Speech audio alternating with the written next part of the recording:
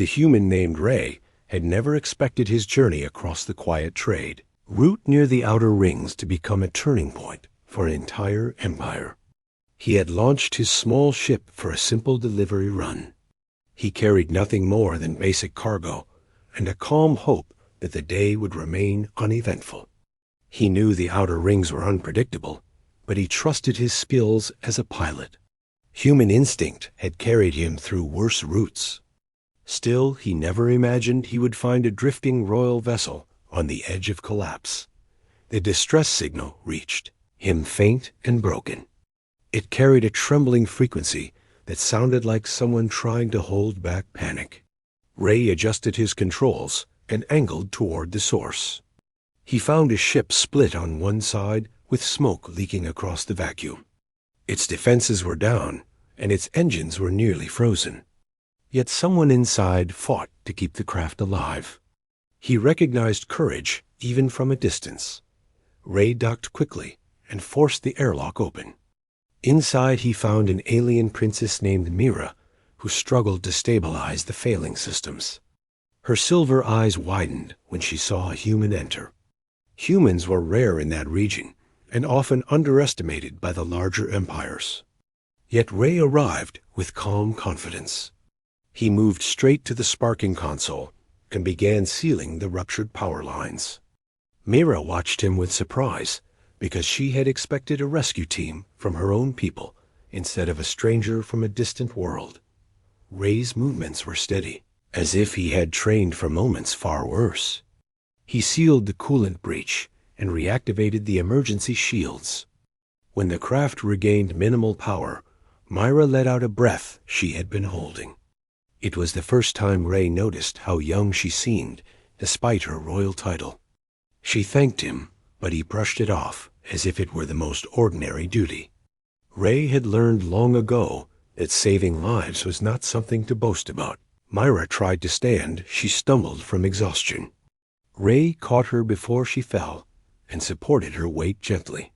She had endured hours of fear and isolation while pirates circled the area. Her ship had been attacked without warning by raiders who wanted royal leverage.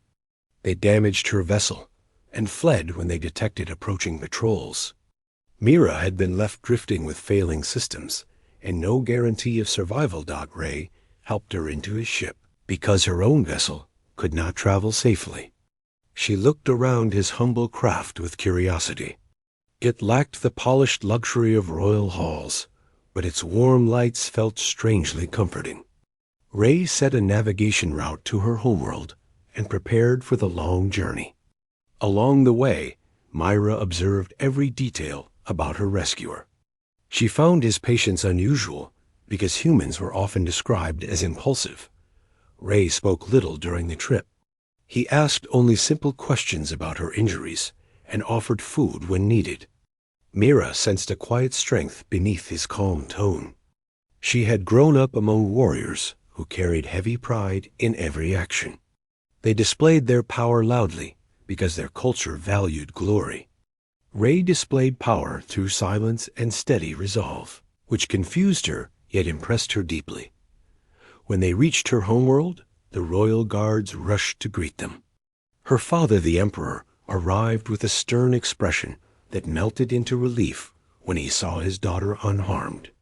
The emperor was a towering figure whose presence dominated the landing area. Yet he paused when he noticed Ray stepping back respectfully. Humans were not common in his court, and he studied Ray with interest. Myra explained everything to her father. She described the attack and the drifting ship. She spoke of Ray's courage and how his quick actions prevented disaster. The emperor listened in silence, but his gaze never left the human who stood calmly before him. When she finished, the emperor nodded once and addressed Ray in a deep voice. He declared that a life saved was a debt of honor. In his culture, a debt of honor was sacred and demanded a binding resolution. He announced before the guards that Ray would be offered a place of highest trust. He then stated something that stunned Ray completely. The emperor insisted that Ray marry his daughter to unite their honor and strengthen their future. Ray, stood frozen because no human tradition matched such a declaration. He understood the emperor's custom, but the weight of it pressed heavily on him. He did not know Mira well enough to imagine marriage. He respected her and admired her courage, but everything had happened quickly. The guards around them bowed as if accepting the emperor's words as final. Mira looked equally shocked. She respected her father's traditions, but she had never expected this outcome. Yet she glanced at Ray and saw no trace of fear or selfishness on his face. He did not demand reward nor attempt to claim glory. He simply tried to understand the unfamiliar situation placed upon him. In that moment, she realized why her father saw something rare in him. Ray requested a private conversation with the emperor. The emperor agreed and led him into a quiet chamber within the palace. There Ray explained that humans believed marriage should come from mutual understanding, not obligation. The emperor listened without anger. He valued honesty more than blind acceptance. The emperor replied that he was not forcing a bond, but offering one based on respect. He explained that Mira held great responsibility as the future ruler of their world. She needed a partner strong enough to stand beside her, yet humble enough to guide without domination. He told Ray that he had proven strength without arrogance, which was rare in their galaxy. Ray remained silent as he considered these words. Mira later met Ray in the palace gardens where the air shimmered with glowing leaves. She told him she did not want him to feel pressured. She said she valued her freedom and his as well. She admitted she felt grateful for his rescue and admired his steady nature. But she believed a partnership should grow naturally. Ray agreed and felt a sense of calm settle between them. Despite the emperor's initial declaration, he allowed them time to understand each other. Ray remained in the palace as an honored guest. He learned about the customs of Mira's people and walked through the grand halls where ancient murals depicted their long history. Mira showed him the royal archives and the star maps that traced their empire's expansions. She explained their struggles and victories with quiet pride.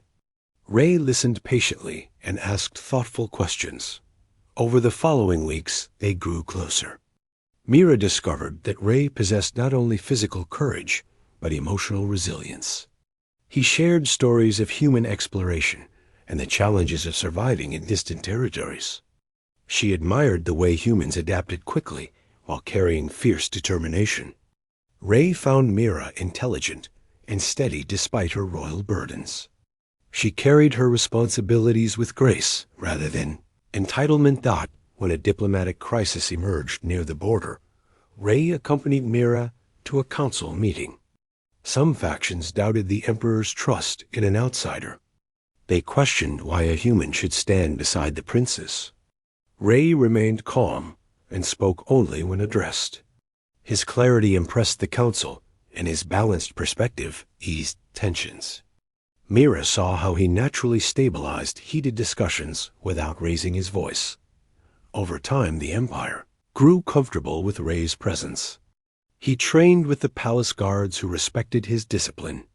He learned to use their energy blades and joined coordinated drills. Mira watched him during sessions and recognized a quiet confidence in his movements. He did not fight to dominate. He fought to protect. One evening, Mira invited Ray to the observation tower. The sky shimmered with twin moons and drifting crystal clouds. She thanked him for standing by her during the crisis. Ray replied that he supported her because he believed in her leadership. Their conversation carried a softer tone than before. There was no duty pressing on them, only mutual respect forming into something deeper. Ray eventually approached the emperor again. He stated that he wished to accept the marriage not because of obligation, but because he had grown to value Mira. He admired her strength, compassion, and wisdom. He believed they could build a partnership based on trust rather than royal pressure. The emperor listened and nodded with satisfaction. Mira's eyes softened when she heard the news. The wedding ceremony took place under the radiant arc of the Sky Temple. Citizens gathered from distant regions to witness the union. Ray wore ceremonial armor crafted in honor of his role. Myra stood beside him in luminous robes that reflected the colors of their twin sons. The Emperor placed his hands over theirs and declared the bond sealed through shared honor. The crowd erupted in calm, reverent celebration. Ray and Mira began their new life with a sense of purpose rather than confusion. Their marriage became a symbol of unity between their species. Ray continued serving as advisor and protector, while Mira rose to greater responsibilities. Together, they navigated diplomatic challenges and interstellar disputes. Their partnership strengthened their worlds and inspired others.